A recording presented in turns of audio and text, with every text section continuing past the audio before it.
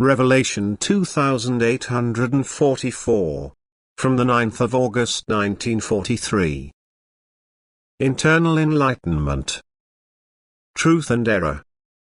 Through the grace of inner enlightenment, the human being gains insight into a kingdom where there is no error and no doubt, where everything is pure, light truth, which is why the human being can accept knowledge without worry because nothing else but truth is offered to him.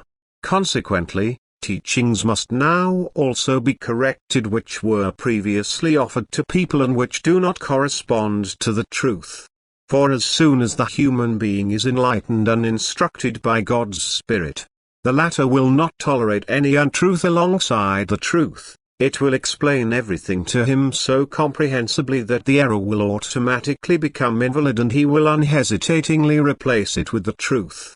And thus the human being will now also recognize which teachings were a hindrance to people's spiritual development because they are erroneous. And he will try to purify these teachings by means of the truth he has gained in the spiritual kingdom.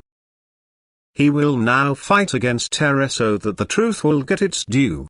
The sooner he succeeds in doing so, the more blessed his undertaking will be, that is, it will be crowned with spiritual success. Untruth cannot lead upwards, untruth holds the soul back to earth as if with chains. And therefore all untruth is an obstacle for the soul to ascend.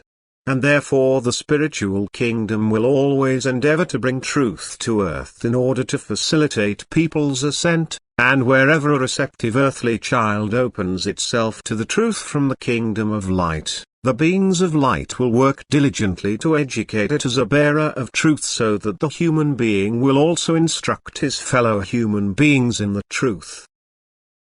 The more untouched the recipient has remained from erroneous teachings, the easier it is to convey the truth to him, for he accepts it without inner resistance.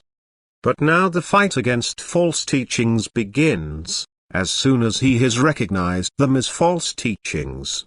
He must not allow or tolerate them out of tolerance, he must openly fight against them. He must denounce the error as such and warn people of the disadvantage it has on their spiritual development. He must try to make them think about it and decide for or against these false teachings. And he will also be able to do this and feel impelled to do so as soon as he has gained a clear insight himself, as soon as he knows about the effect of truth and the harmful consequences of error. If the human being knows the pure truth, he will also try to shape himself in accordance with divine will, but error prevents him from doing so because it was placed in the world by God's adversary, whose goal is to push the spiritual away from God and who therefore wants to prevent the human being from recognizing God and his goal. Truth leads to God, but lies and error lead away from him. And therefore all beings of light will constantly strive to instruct people in the truth. They will wage a constant battle against the lie which is the originator of the darkness in which humanity walks. The light of the spiritual kingdom shall also be transferred to earth. It shall shine on earth and break through the spiritual darkness. Error and lies shall be separated from truth. And every representative of truth on earth shall be instructed as such to openly and unashamedly expose the error he recognizes and to replace it with pure truth. For only truth sets free, only truth redeems what is bound, and only truth leads to God.